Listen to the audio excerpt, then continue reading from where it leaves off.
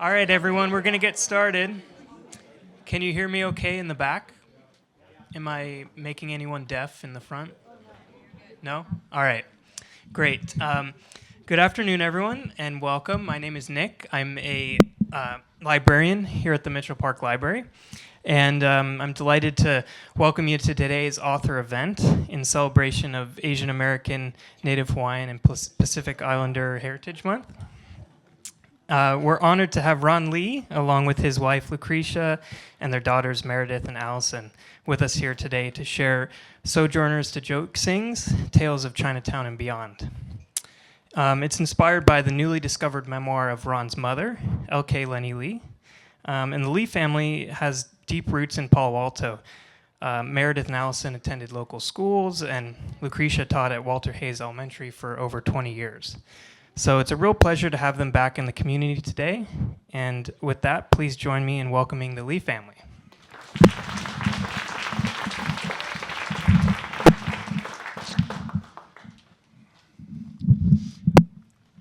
All right, thanks.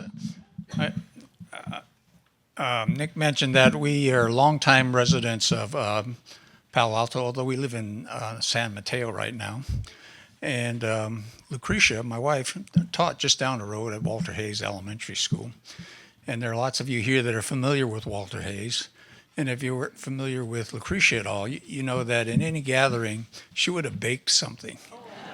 So and you can hear that many of the staff and friends understand what I'm talking about. So it isn't part of the talk, but afterwards, Lucretia has prepared some refreshments, and everybody's welcome to join us just out in the patio. Excuse me. Oh, the other thing I need to mention is with this wind, my allergies are full blown. So at some point, I'll have a coughing fit, and I apologize for that. But I'm really happy to be here. So what follows is not a treatise on a Chinese American history. What follows is my mother having made observations for just literally decades. The first observation she made at 4 years old, and just had really good recall, and wrote about her experiences growing up in Chinatown, and then taking some oral histories from some relatives, and putting together what is a pretty full-blown history of the Chinese American experience, at least from the point of view of one family in San Francisco Chinatown. Well, November 7th, 2021 was kind of a sad event for us. The matriarch of our family, L K Lennie Lee, passed away at the age of 98. She passed peacefully, and she lived a pretty good life. She didn't have very many medical issues, and was very productive, and actually very prosperous.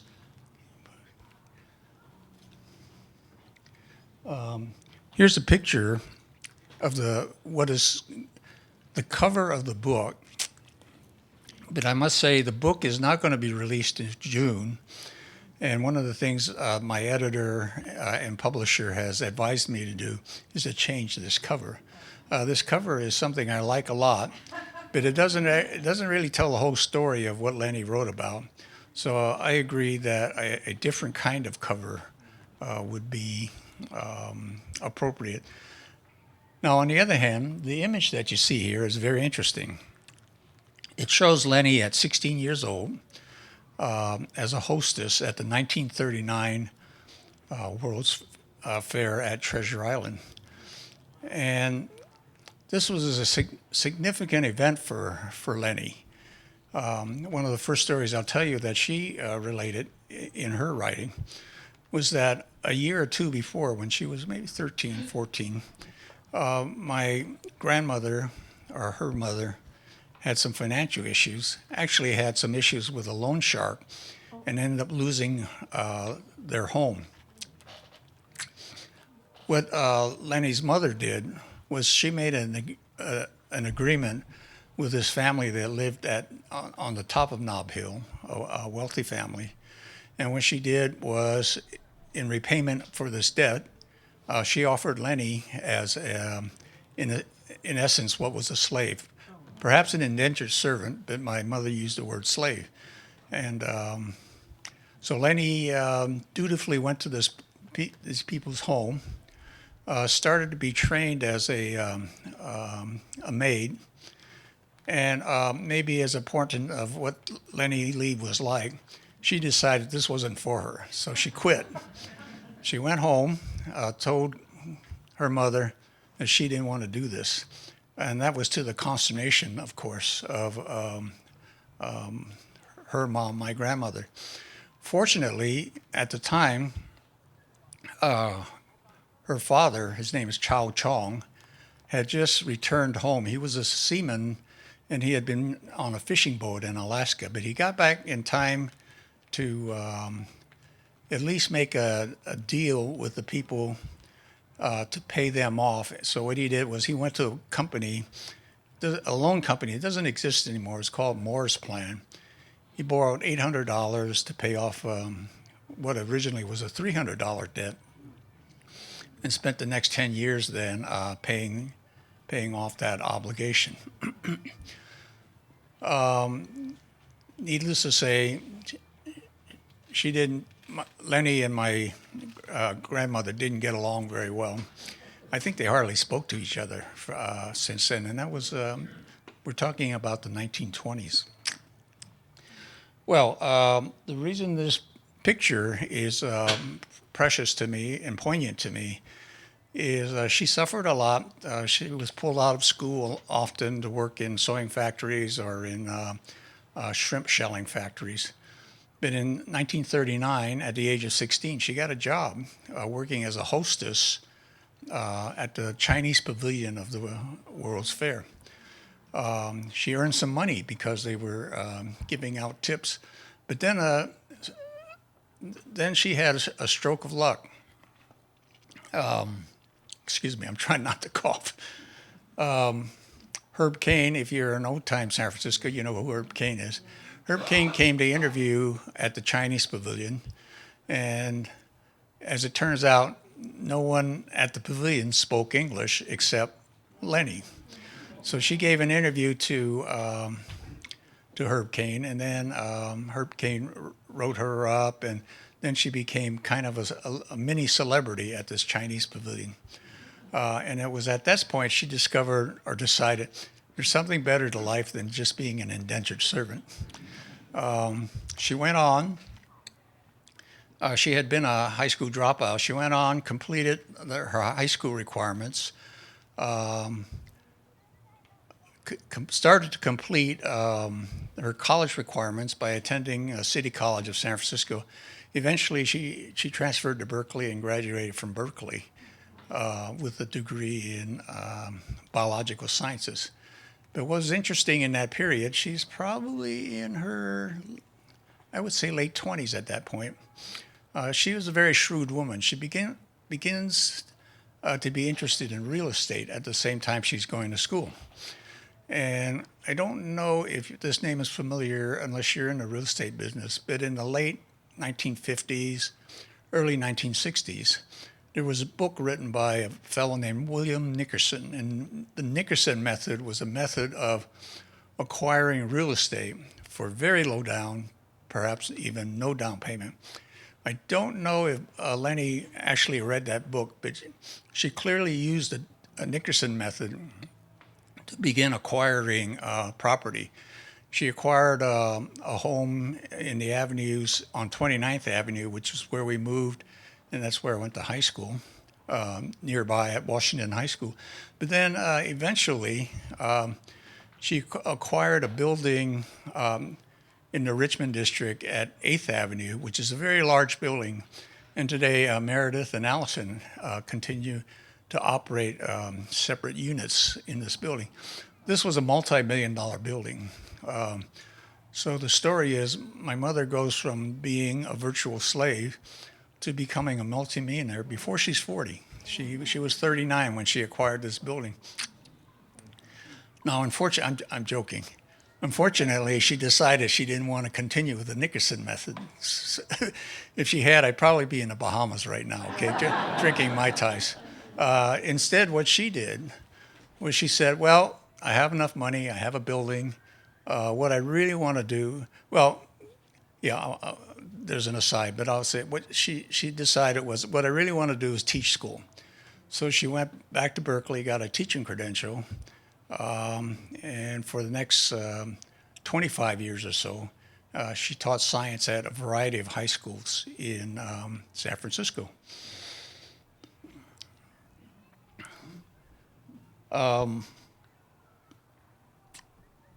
It turned out, as it's been mentioned, that she wrote a book. The name of the book was Joke Sing. I'll tell you a little bit more about it. But some people have asked me, well, did you know she was writing this book? And I have to say, I didn't know until this book was discovered after she passed away. But the reason she wrote the book, she wrote in the introduction. And what I'd like to do today is I'll be reading and talking about excerpts of segments that I have written in this book. But what I've decided to do was about half the book is writings that Lennie made. And what I thought would be nice is if I would ask my daughter Meredith to read segments that Lennie wrote.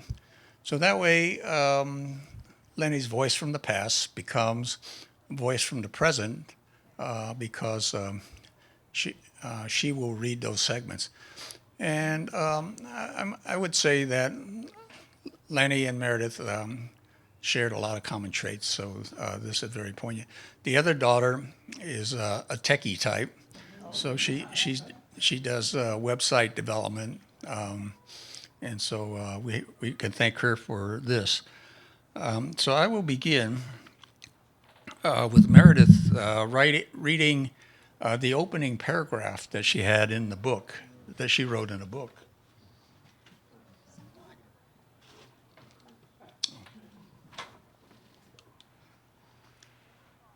Okay, I got a tiptoe. I don't want to touch. Oh, I guess you can pull it out. Okay. Jook Sings is a story told by an American-born grandmother for her 4 Lee grandchildren as to what life was like growing up in an old segregated Chinatown during the 1920s through 1950s, and the stories I heard from my elders. Okay, thanks.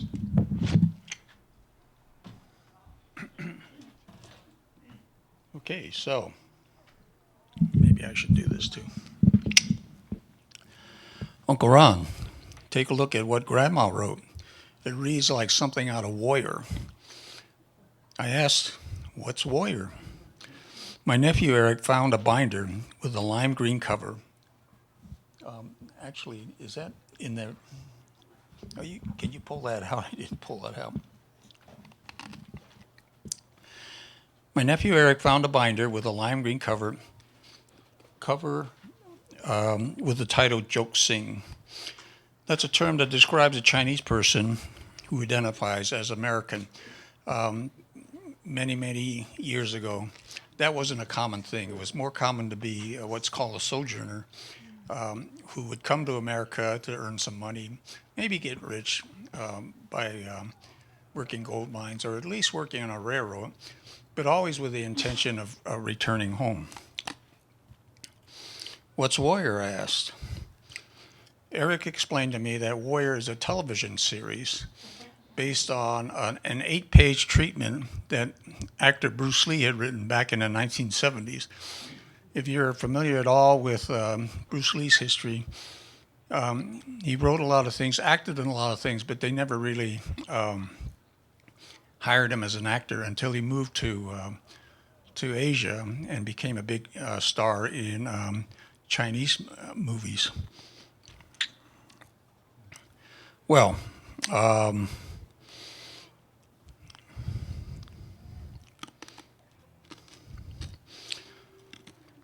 I took a look at the book,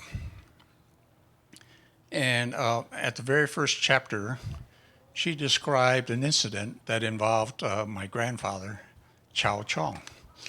And this incident was stunning. I thought that we were sort of a conventional Chinese family, having arrived. Maybe my ancestors worked on the railroads or mined for gold in Gumsan. Gumsan is the Chinese word which means gold mountain. But I found that our family history was just completely different than anything that you would think about. The opening story told a lot. And I decided, when I put it in a preface, that I would title it Bruce Lee versus Grandma Lee. Okay. And I'm going to have Meredith read the story that my mom wrote to show you why I thought this was an appropriate title and an appropriate story. My father, Chow Chong, told me that he had just returned from Kwanhong Seaport, Hoisan, Taishan County, Canton, Guangdong Province, China, with a load of carved teakwood coffins my granduncle Ning Choi Tan had ordered for Chinatown funeral parlors and for those who wanted the bodies of their deceased sent back to China. My father and granduncle Choi Tan were already on the wharf getting their horse and cart ready to load the coffins in which they had hidden Chinese stowaways before the ship had docked. Unemployed white unionists, aroused by rumors that the returning Chinese seamen had again brought stowaways, slaughtered them in their coffins. To make an example of them, the drunken whites nailed the coffins tightly shut. Then they hammered extra long railroad spikes through the top of the coffins down into the bodies of the stowaways. The white killers continued to drinking and celebrating as they listened to the dying Chinese scream and thrash about. The murderous rampage ended with the whites beating up the Chinese seamen still on board. A number of them were thrown into the San Francisco Bay. My father and granduncle escaped during the rampage as they were on the wharf getting their horse and cart ready to pick up the coffins. Well, needless to say, this was quite a gruesome story and nothing that you would read in a traditional historical text. But it turned out that this story meant more to me than just a gruesome account of some murders. Chinese American history dating back to the 1840s is replete with many incidents of terrorizing. But I found this one pretty different because of the use of the spikes and so forth.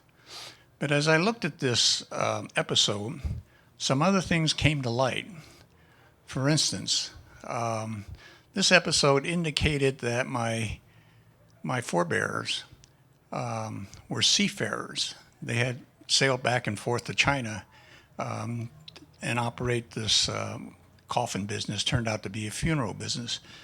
And what was astounding to me is that I traced the route that they would have taken, and to sail back and forth from San Francisco to this village Quanghoi with a stop in Fiji's. It was something on the order of a 20,000 nautical miles trip. That would be equivalent roughly to 23 to 24,000 land miles. In other words, when they made this trip, they went around the equivalent of sailing around the world at the equator.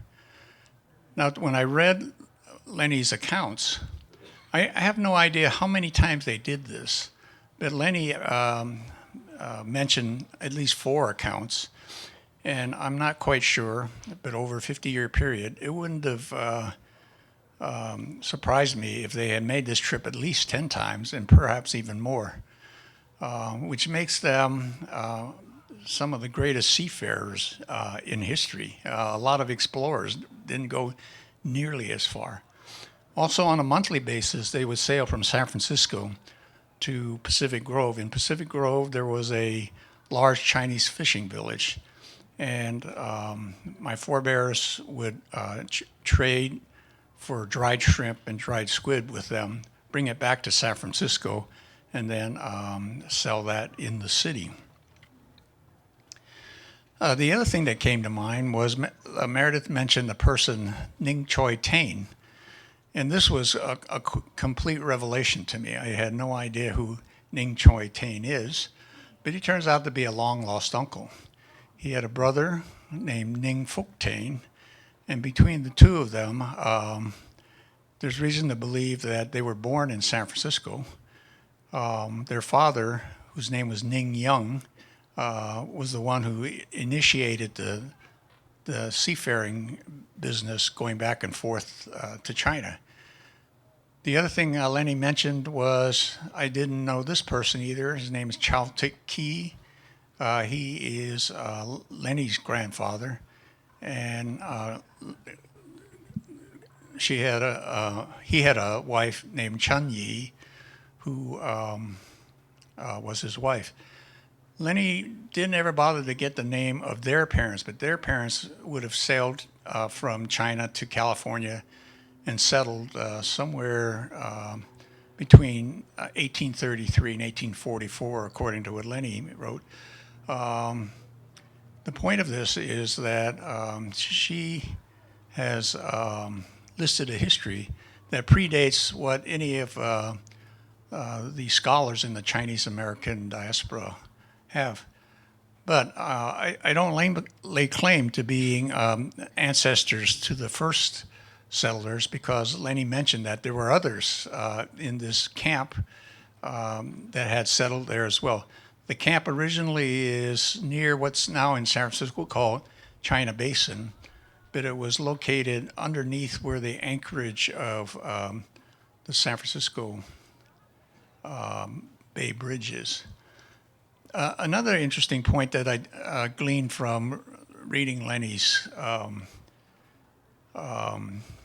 writings was that she had made a total of 8 trips to China, visited 3 times to the family shrine, and came away with some interesting information. She wrote that the clan originated in 1400 with the beginning of the Ming Dynasty. There's a little bit of a story there because Chinese genealogy generally goes back 4,000 or 5,000 years. But in terms of my family, and it'll be explained in the book, they began their lineage in the 14th century with the advent of the Ming Dynasty. Now, what was interesting about that is Lennie said that those ancestors who were in the army became crew members for what was a large fleet that the Ming Emperor Yongle commissioned, and the admiral that was commissioned was a gentleman by the name of Zheng He. And Zheng He then had a fleet built, which consisted of 4 very large Chinese junks. You can see one in the background. Those were presumably the size of a football field. And then there were 250 support vessels. Their job was to sail along the coast of the Indian Sea, stopping at ports, not for military reasons, but for diplomatic reasons. And at each port, they exchanged gifts with whoever was in charge. And one of the interesting things that they ended up with, if you look in the background, is a giraffe. So at one stop in Africa, this nation offered to Yongle, the emperor, actually 2 giraffes. And in the background, you see the large ship, and that ship was really big and actually could accommodate these giraffes, which I thought was very, very interesting. Well, generations pass, and our family becomes what my mom referred to as joke sings. That's one of the derivations of the title of the book. Um, okay. But there was a little, not a major mystery, but there's a little bit of a mystery about this term, jok sing. Because in Cantonese, there's a term called juk sing, Jook sing. I didn't know if my mom had just mispronounced this or if there was a difference between a joke sing and a juk sing. Both of these terms translate into bamboo pole. And the metaphor is that water poured into the pole, inside the pole, water goes in, stops at the node, but never comes back out. And that was a referral to then immigrants who came from China decided to not go back and become westernized. In early times, this was a bit of a pejorative. It was a derogatory term. To become a juksing, I would suppose, would be somewhat of an insult. I remember as a boy walking through the streets of Chinatown, anytime I went into a store, people would look at me and I don't understand Chinese that well, okay. But I always heard the term juk sing, and my colleagues, my friends always knew that in our particular generation and probably succeeding generations, that whenever you went into a place, people would recognize you as being not a sojourner, but instead this thing they call a juk sing. It didn't bother me. And today, if you hear the term juk sing, it's actually morphed into a term of endearment. Younger people now like to refer to themselves as juk sing, having come to America and decided to stay, which is probably the point of immigration. This is a picture of my grandfather, Chow Chong. And the reason I put this picture up is Lennie referred to Chow Chong as a joke sing. So what Lennie wrote about my grandfather gives a hint that maybe she thought a joke sing was a little bit different than a joke sing. Meredith's going to read the description that Lennie gave for Chow Chong and as a joke sing. Chow Chong was known to be somewhat of a bilingual maverick and roustabout during his younger days. As one of the original joke sings, he loved eating hom yi fon, salted fish and rice, and roasted prime rib of beef with mashed potatoes and gravy. As a child, he wanted to cut his queue and wear Western-style clothing. His parents refused to let him cut his queue, but allowed him to wear Western-style clothing. It was still the Qing dynasty, and cutting his queue would affect his parents' business of selling dried shrimp, scallops, abalone, salted fish, tree seeds, and seedlings to China. The Chows would get into a lot of trouble or might even be beheaded by the imperial mandarins if they should sail back to China without their queues. So he waited until his parents retired back to China during the 1890s and then cut his queue. He also had a number of white friends with whom he drank and socialized with at the Barbary Coast Bowery. So it turns out Chow Chong was a quite interesting character. I don't think you would call him a conventional Chinese American. My conclusion about him was that he was a total scofflaw. He never followed any rules. Okay, he was a bootlegger. My brother, when we cleaned out, I was in Los Angeles at the time, but when my brother went to clean out their home after my grandmother passed away, I remember Leonard, my brother, telling me, you know, they have a big still in the back. It has a big long coil and everything. And I told Leonard, well, you know, it was 1920s. They were probably bootleggers of some kind. He skirted every single kind of law you could imagine.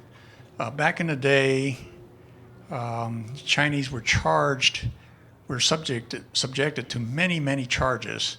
And my grandfather decided, no, I'm not paying any of that stuff, okay?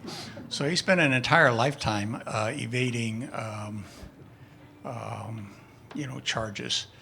For instance, they were in the business of burying remains.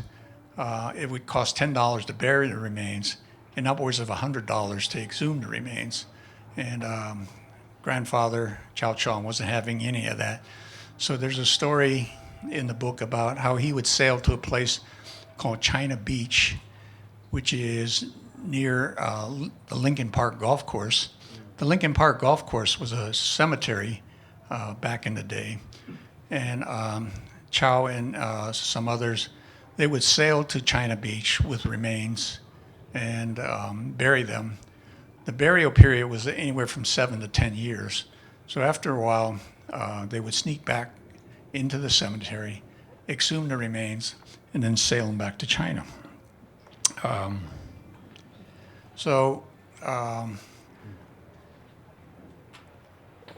wonder, well, was this guy crooked, or what was it?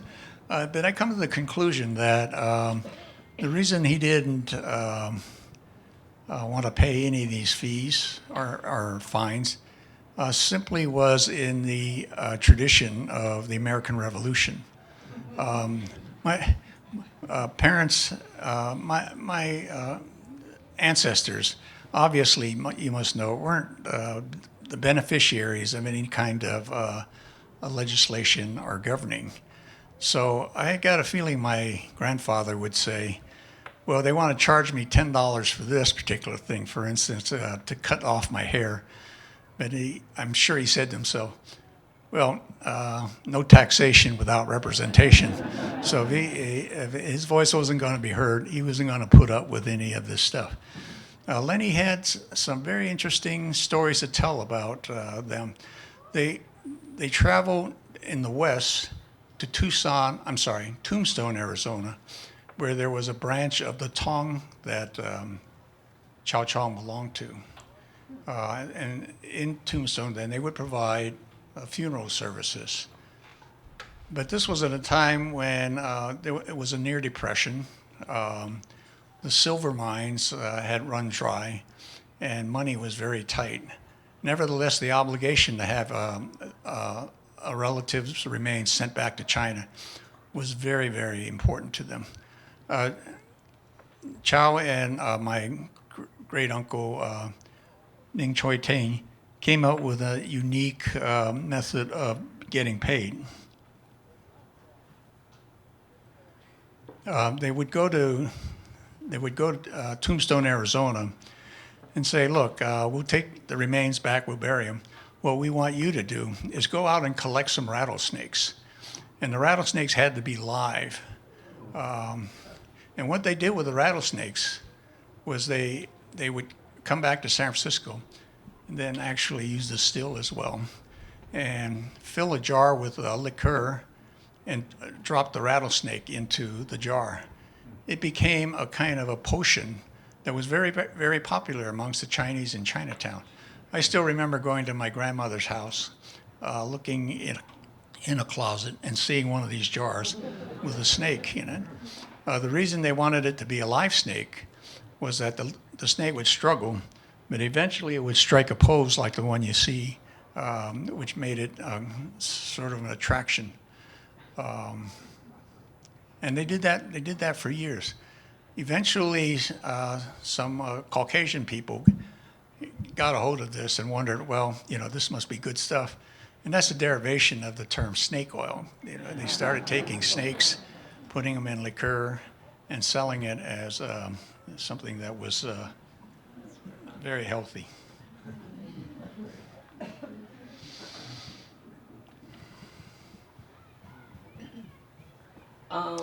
One of the most unusual stories my mother wrote about was she said that Chow Chong became friends with Robert Louis Stevenson.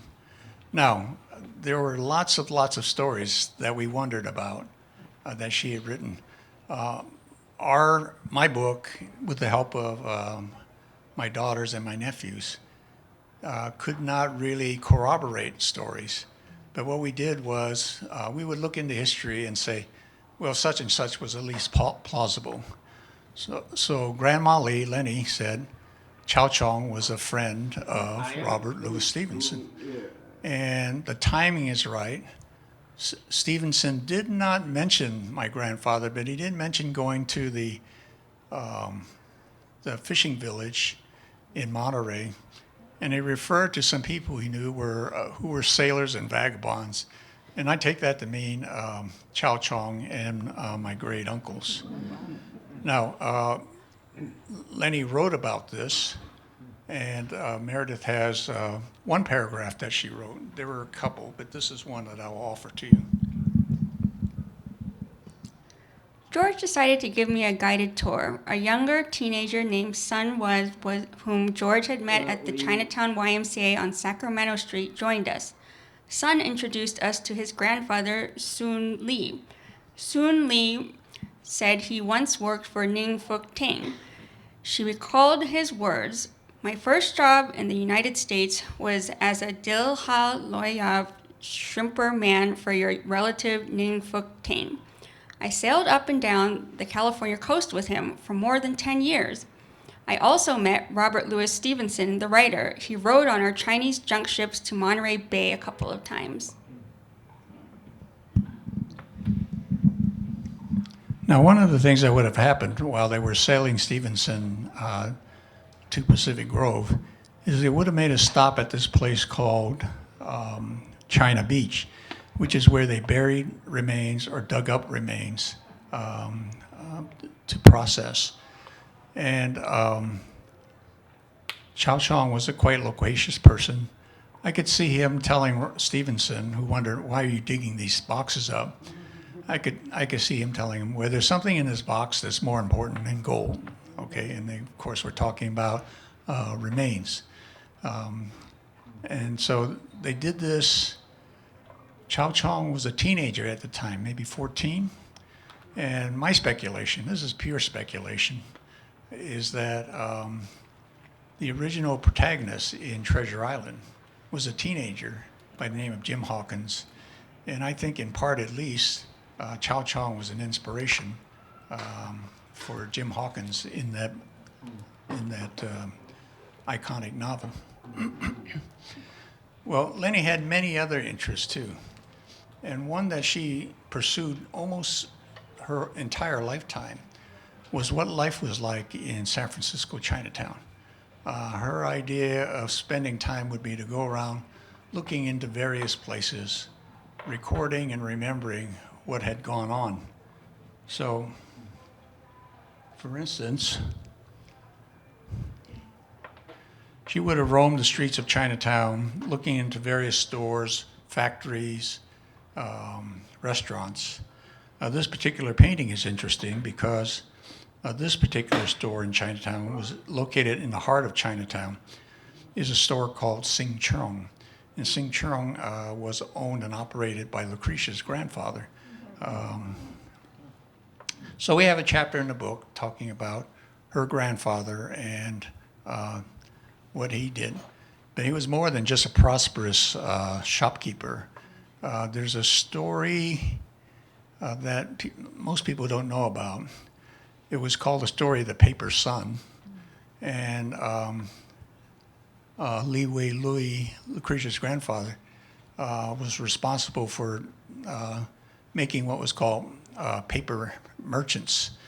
And these were important because the 1882 Chinese Exclusion Act and subsequent renewals required that you could not stay in the country if you were a laborer.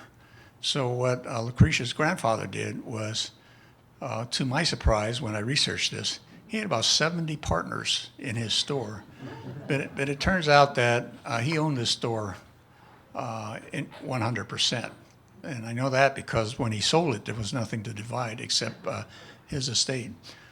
So what happened was he provided or indicated that there were at least 70 families in Chinatown who were his partners. And as partners, they became merchants. And as merchants, they became exempt from the 1882 Chinese Exclusion Act. They were able to return to China, start families, bring them back. My father, in fact, was what's called a paper son. His family bought his identity, and he came to America under an assumed name. You may have heard of Angel Island. Angel Island was initially meant to try to identify people who weren't, who were coming in under illegal purposes. In fact, we have one family, one person, an aunt, Aunt Rose, who was a legitimate daughter of Chow Chong's. But when she came to Angel Island, she came as a teenager, and they simply did not believe her. Young women were being brought into China at the time for nefarious purposes. So even though Aunt Rose was legitimate, she was refused after trying twice to come to America. She went back to China and did just fine, but it was a very sad moment for my parents, for my grandfather and grandmother.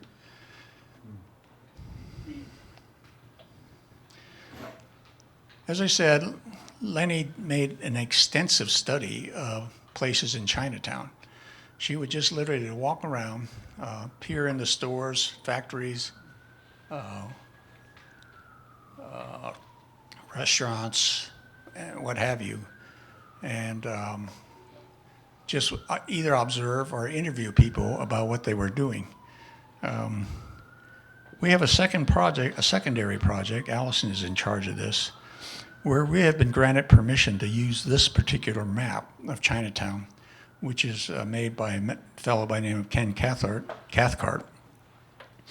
And what we are doing is we are cross-referencing this map to the book.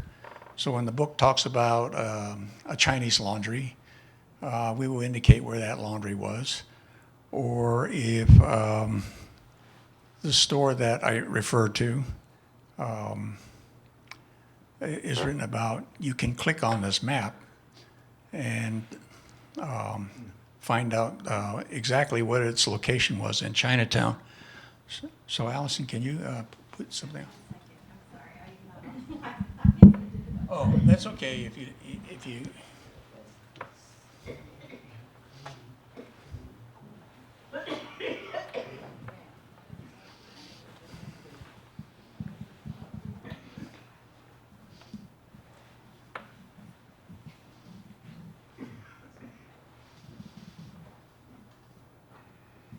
Oh, we don't need his picture up there.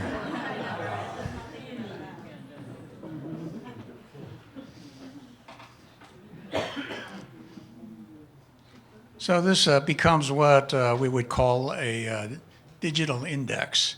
If you click on certain portions of this map, a portion of what's written will pop up.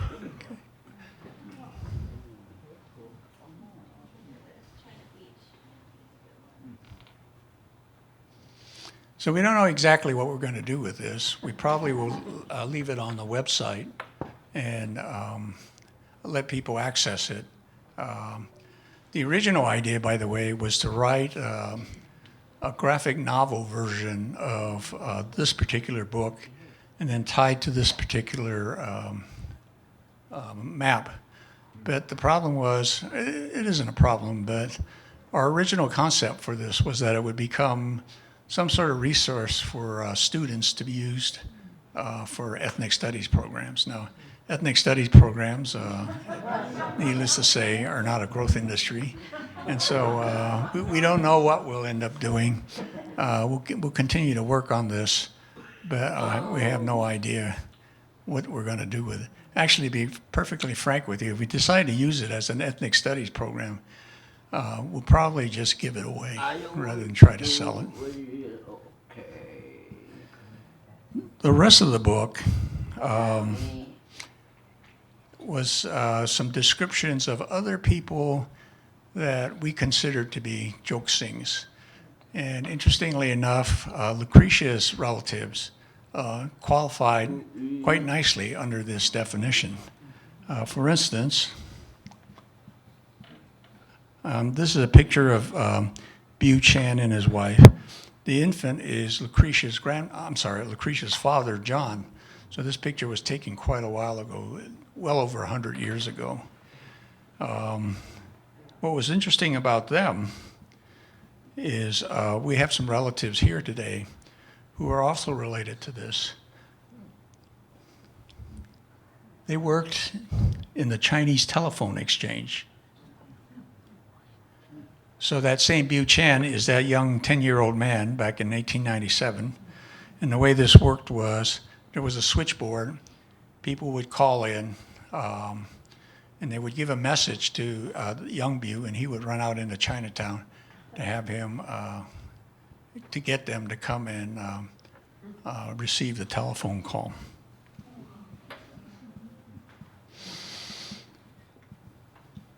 Amongst other businesses that Lennie collected information about was the Chinese laundry. Now, the Chinese laundry characteristically is thought of as some sort of low form of work. But there's interesting stories that we gleaned about Chinese laundries as well.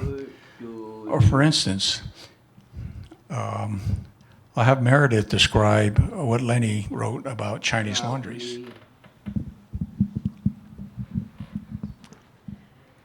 During one hot summer day in the 1940s, I recall standing in front of a basement laundry with narrow stairways which led to Sacramento Street, and watched the amazement of how the Yi Sang Gu Bok, sweating with their shirts off, scurried all over the place to wash hotel sheets in the hot, steamy, chlorinated water which smelled from the street, all the while ironing the sheets on 2 8-feet-long, 3-foot diameter revolving hot drums. A few yards away, I saw several Yi Sang Gun Mo who were giving the finishing touches to the clean sheets. They used an 8 by 18-inch white cardboard to fold and shape the sheets evenly by hand. The Yi Sang Gun Mo were all wearing open-collar, flowered-pattern cotton shirts with short sleeves. They also wore loose, 3/4-length dark pants and clogs without socks, displaying someone who could be a strong-willed Si Hao Pa. Okay, so the point here was that Lennie described the women who worked in the laundries were very hardworking and direct people. This painting which I came across was by a well-known artist called Mian Situ, and you can see that the main feature of this painting is this young woman wearing exactly what Meredith just described. So the question is, for young women, was it very glamorous to work in a laundry? Well, as a matter of fact, it turned out, at least in one instance, it was. This person worked in the Chinese laundry when she was 12 years old. Her job was to fold laundry and deliver it to various spots in Los Angeles. But while she was out delivering, she ran across some film crews, watched what was going on, and said, "Oh, I'd like to do that." So her name is Anna May Wong. You might have heard of her. She became a well-known actress. She wasn't that successful in America, but she became a big success in Europe. And the point here is maybe working in a laundry wasn't necessarily glamorous, but one of the most beautiful women ever happened to work for her father, who owned a Chinese laundry. There are other laundry stories that are apropos today. They have to do with Supreme Court cases. You may have heard just recently that the Supreme Court ruled in favor of birthright citizenship. And the derivation of that particular Supreme Court ruling stems from a case called Wong Kim Ark versus the United States, in which Wong Kim Ark established that he was born here in America, and therefore had the rights of citizenship. There's a second Supreme Court case. I actually think this one is more important, but most people talk about Wong Kim Art. There's a second Supreme Court decision involving a laundry, and that case was called Yik Wol versus Hopkins.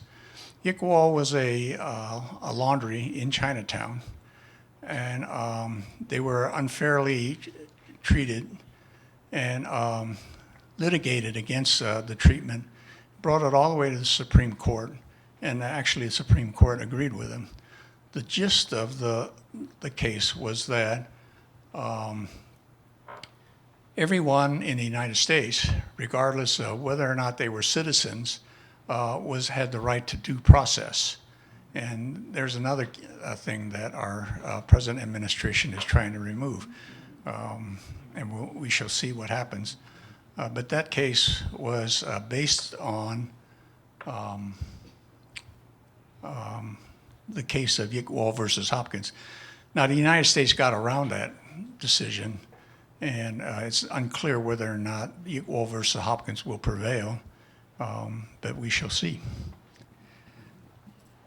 I guess the publisher, the only publishing company that agreed to help me was a publishing company called Canaxiomentos Press, and their point of emphasis was actually Chicana and Latino women who were strong. At first I wondered, well, what's the connection? But I find that in philosophy, it's basically the same thing. It may have been a different kind of origin, but these were all strong women. So we, along with the editor, agreed that Lennie Lee was a strong woman, and she was able to help me with the publication. I ran across several women which I considered to be Jok Sing. This one is a person called Kwok Mui. Kwok Mui, like my ancestors, their family sailed here from China, landed at near Monterey at a place called Point Lobos, and established a settlement there. Kwok Mui was a very interesting person. She was born in 1859 and probably was one of the first females born in that area. But the interesting thing about Kwok Mui is she was called Spanish Mary, and she spoke 5 languages. So she was able to coordinate with all different subgroups in the area around Monterey and resolve any issues that would remain. She spoke English, Spanish, what's called Ramson Indian. It's the Native American language that was there at the time, and Portuguese as well. So Lennie didn't mention her, but I think of her as somebody that Lennie would have thought of as a Jok Sing. Now, how this book got written was an interesting story. It's a collaboration, of course, between my mother and myself. But the collaboration is interesting. We collaborated, but we never got together and ever talked about this particular book. She wrote her part back late into the 1990s. I didn't begin writing my part until 2021. So there were 30 some odd years separating our two interests in this particular book. And literally, we never communicated with one another about the book. We never talked, we never exchanged writing or anything like that. However, we're deeply indebted to a person who was able to bridge this gap between us. And that person was Professor Hertha Dawn Sweet Wong, who is a professor emerita of English at the University of California at Berkeley. And just like I asked Meredith to tell a story about my mom, Professor Sweet Wong has been kind enough to come out here and read what turns out to be the foreword to this book, which explains this collaboration that Lennie and I made. So I give you Professor Sweet Wong.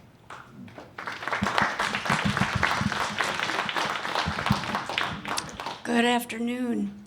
This is really rather an amazing moment for me because it was such a surprise to hear from Ron a few years ago. Let me read you the foreword. Sometime in the early 1990s, shortly after I arrived at the University of California, Berkeley's English department as an assistant professor, an older woman came to my office hours. She had noticed that I was teaching a course on autobiography and one on translating orality, obtaining, transcribing, and then translating oral narratives into written ones.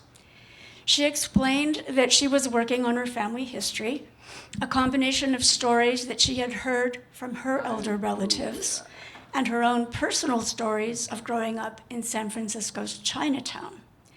She asked if she could audit my classes and whether I'd be willing to give her feedback on her work. My answer to both was yes. That was my first encounter with Lennie Lee, someone I came to know as a woman of tenacity and clarity. Although her auditing didn't last throughout the semester, she was too busy wanting to go off on research, we met regularly for several months over a couple of semesters. Often, she brought me the fruits of her latest research, sometimes from microfiche copies of old Chinese newspapers that I was then and now incapable of reading. She interviewed numerous relatives, recounted family stories she'd been told as a child, researched various archives in Chinatown and throughout San Francisco and elsewhere, and traveled to China many times to research her family's pre-immigration experience. A retired high school teacher, she was a scholar of intense focus and clear purpose.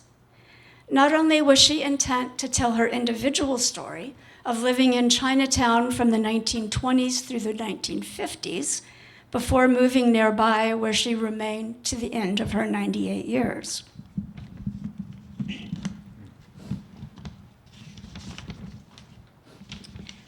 Not even only her family stories that go back to their arrival in the 1840s, predating the gold rush, and before that, all the way back to the Ming Dynasty, but a story of the experience of her family immigrating from China to San Francisco, and of the transformative process of learning a new language and culture under shifting but unrelenting xenophobic hostility.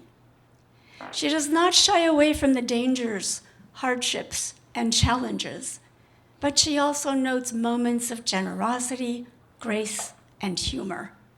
Her stories range from accounts of terrifyingly racist atrocities, her father's and granduncle's story of the teakwood coffins being delivered to San Francisco only to be attacked by a drunken mob of white men who murder the stowaways inside the coffins, to anecdotes of adventure narratives in which Lennie's ancestors' seafaring stories were perhaps the inspiration for Robert Louis Stevenson's Treasure Island, to tales of Tong power struggles, the assassination of Fong Qin, known as Little Pete, to stories of the challenges of everyday life, how life was especially dangerous for Chinese girls and women. About 30 years later, I received an email from an unknown source. It turned out to be Lennie's son, Ron Lee, who had learned about his mother's work with me so long ago. I agreed happily to read various versions of the manuscript, to talk through his vision for it. And then soon after, as I was clearing out my office, I came across a manila envelope filled with newspaper articles and notes Lennie had left me. I shared these with Ron. I've enjoyed watching Lennie's project change and develop over the past few years, just as I've enjoyed getting to know Ron and Lucretia. So here it is, Lennie's project of bearing witness to pass on to her children and grandchildren, enhanced by her son and granddaughters, and now I understand nephews.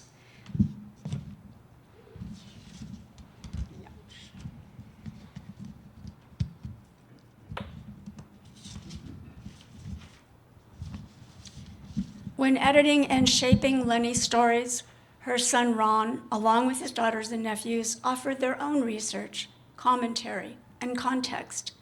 The result is a transgenerational family history that illuminates many individuals and their sets of relationships, and that highlights numerous modes of survival, for example, fishing and shrimping, cigar making, sewing, doing laundry, and generally learning to live by one's wits.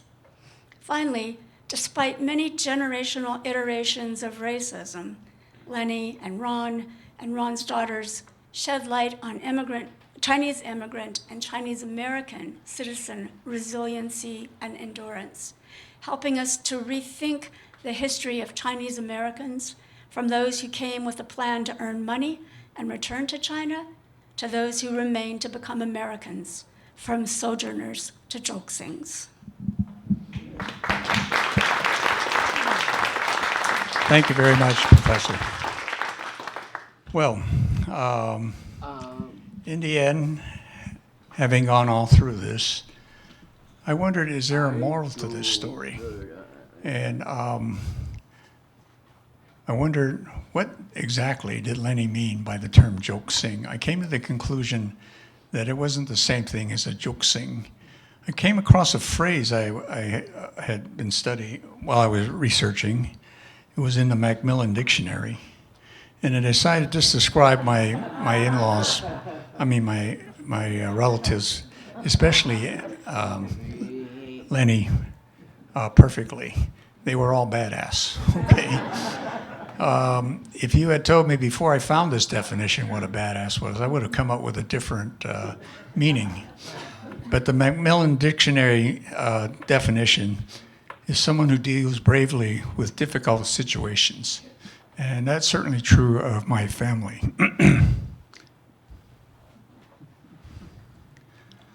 Thanks for coming. If there is a moral to this story, and maybe it's important to these days, it's important for each of us to have a little badass in each of us, okay? We're probably going to need that in the next few years. Thanks for coming.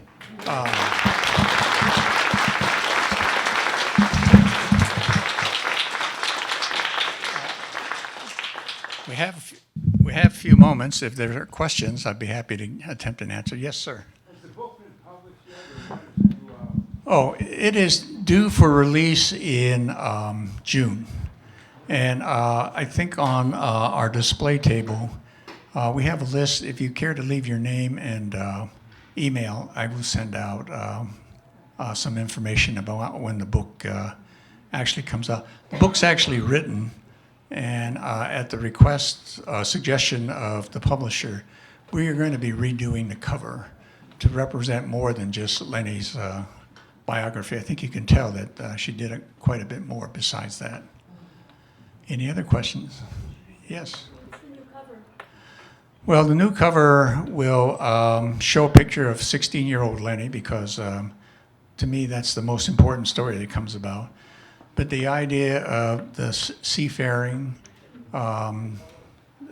views of life in Chinatown, all these other things, I will be represented graphically in the cover of the book. I think there are a couple of blurbs that will appear in the back as well. Anybody else? Yes. I am curious.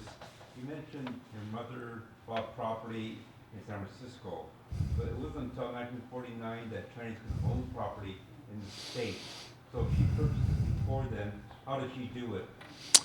Well, she didn't actually start her acquisitions until in the 40s. So it was perfectly legal to own property.